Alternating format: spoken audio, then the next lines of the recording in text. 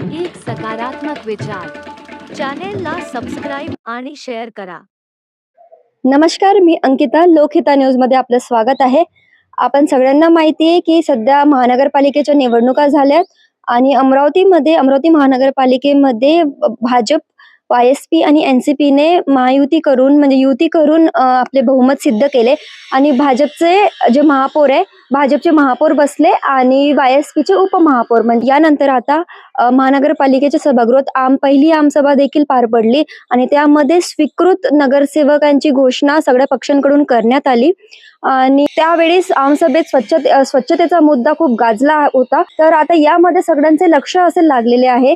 आपण सगळ्यांना माहिती आहे की मागची जी म्हणजे पहिली आमसभा जी झाली होती त्यामध्ये सभागृह नेता, विरोधी पक्ष नेता, स्वीकृत नगरसेवक आणि त्याच्यानंतर स्थायी समितीचे सदस्य हे जाहीर झाले होते. तर सध्याचे सभागृह नेता भाजपचे चेतन गावंडे आहेत, जे माजी महापौर होते. विरोधी पक्ष नेता विलासभाऊ इंगोले जे काँग्रेसचे नगरसेवक आहेत आणि तेही माजी महापौर होते. त्याच्यानंतर स्वीकृत नगरसेवक जाहीर झाले आणि त्याच्यानंतर सगळ्या पक्षांनी स्वीकृत नगरसेवक जाहीर केले आणि यामध्ये सगळ्या पक्षांकडून स्थायी समितीचे जे सदस्य आहे ते जाहीर करण्यात आले. त्यामध्ये भाजपने 5 स्थायी समिती सदस्य जाहीर केले. अर्थात भाजपकडे बहुमत आहे आणि भाजपचे सगळ्यात जास्त नगरसेवक आहे तर त्यांचे जास्त स्थायी समिती सदस्य असणारच. त्याच्यानंतर YSP चे जे होते ते 3 स्थायी समिती सदस्य जाहीर करण्यात आले. काँग्रेसचे 3 करण्यात आले. त्याच्यानंतर NCP चे जे होते ते 2 करण्यात आले आहे आणि MIM नी 2 केले आहेत आणि शिंदे गट आणि शिंदे सेना आणि बसपाने एक गट मिळून एक स्थायी समिती सदस्य जाहीर केला आहे.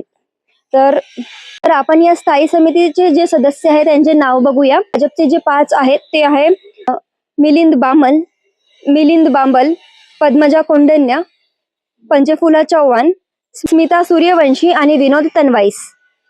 त्याच्यानंतर जे काँग्रेसचे 3 आहेत ते आहेत ललिता रथवा, प्रशांत महल्ले, अस्मा फिरोज खान. हे 3 काँग्रेसचे स्थायी समिती सदस्य आहेत.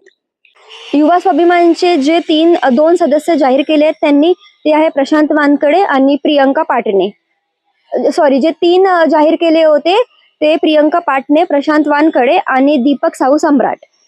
त्याच्यानंतर जे NCP चे 2 त्यांनी जाहीर केले होते ते आहे अविनाश मार्डीकर आणि मिनल सवई. आणि जे MIM पार्टीने जे 2 जाहीर केले आहेत ते आहे सलाउद्दीन इक्रामुद्दीन आणि त्याच्यानंतर नाझिम खान, करीम खान. आणि सगळ्यात शेवटी शिंदे गट आणि बसपाने मिळून जे गट तयार केले होते त्यामधून त्यांनी एक स्थायी समिती सदस्य जाहीर केले ते आहे मंजुषा जाधव. आणि आता आपण बघितले जे सभागृहातली जी स्टँडिंग कमिटी राहणार आहे त्याचे सदस्य बघितले आणि याच्यावर आता सभापती जाहीर होणार आहेत आणि सभापतीची निवडणूक कधी राहणार आहे याच्यावर सगळ्या अमरावतीकरांचं लक्ष लागलेलं आहे. आता दुसरी आमसभा जी आहे ती 26 फेब्रुवारीला आहे. त्याच्यामुळे आता या आमसभेत जे स्टँडिंग कमिटी सभापतीची निवडणुका होते किंवा त्यांचे नावं जाहीर होणार का याच्यावर सगळ्यांचं लक्ष लागलेलं आहे.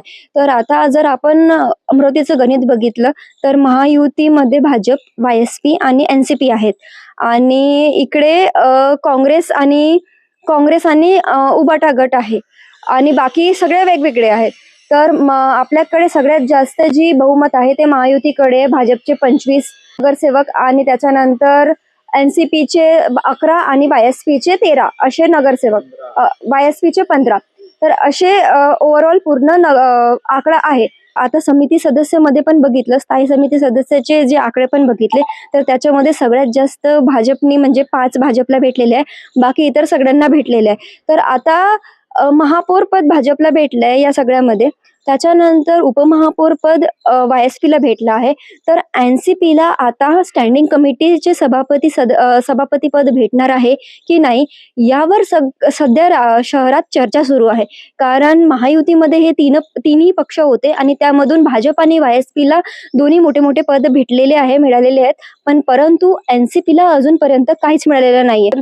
तर स्टँडिंग कमिटीचे जे सभापती असणार आहे ते NCP चे असणार आहेत की नाही यावर सगळ्यांचं लक्ष लागलेलं आहे. त्याच्यानंतर जे अजून विविध डिपार्टमेंटचे जे सभापती असणार आहे यामध्ये पण कोणत्या पक्षाचे जास्त असणार आणि कोणत्या पक्षातून कोणाला चान्स भेटणार आहे आणि कोणाचे नाव जाहीर होणार आहे यावर पण सगळ्यांचे लक्ष लागलेले आहे. तर महानगरपालिकेच्या सभागृहात सभापती कशाला असते आणि कसे नोंदवले जातात, तर याची एक वेगळी निवडणूक असते. ती म्हणजे जे नगरसेवक आहेत महानगरपालिकेचे आणि जे स्थायी समितीचे जे सदस्य आहे त्या सगळ्यांच्या मध्ये एक निवडणूक असते आणि तेच सभापती ला मतदान करतात आणि तेच सभापती निवडून देतात.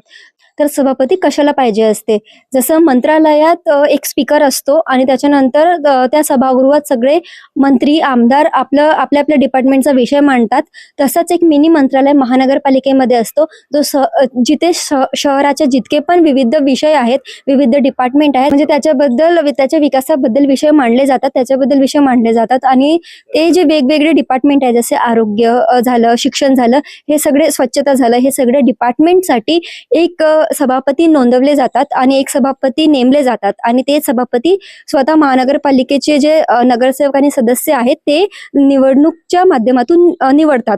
तर असे वेगवेगळे डिपार्टमेंटसाठी सभापती निवडले जाणार आहे आणि त्याच्यामध्ये त्याहून जो एक मेन सभापती असणार आहे म्हणजे एक स्टँडिंग कमिटीचा सभापती असणार आहे म्हणजे तो स्पीकर असणार आहे, तो कोणत्या पक्षाला मिळणार आहे याची चर्चा सगळीकडे सध्या शहरात सुरू आहे. म्हणजे सगळ्यांची नजर जी आहे ती सभापतीचा स्टँडिंग कमिटीचा जो सभापती असणार आहे तो कोण आहे हे याच्यावर आहे. आणि त्याच्यानंतर जी महानगरपालिकेचे फायनान्सची चाबी असते, म्हणजे जे निर्णय असतात ते स्टँडिंग कमिटी सभापतीच्या अंतर्गतच घेण्यात येतात. त्यांचा हस्तक्षेप मोठा असतो त्याच्यामध्ये, त्यामुळे कोणत्या पक्षाला हे पद भेटणार आहे ही चर्चा सध्या शहरात सगळीकडे सुरू आहे.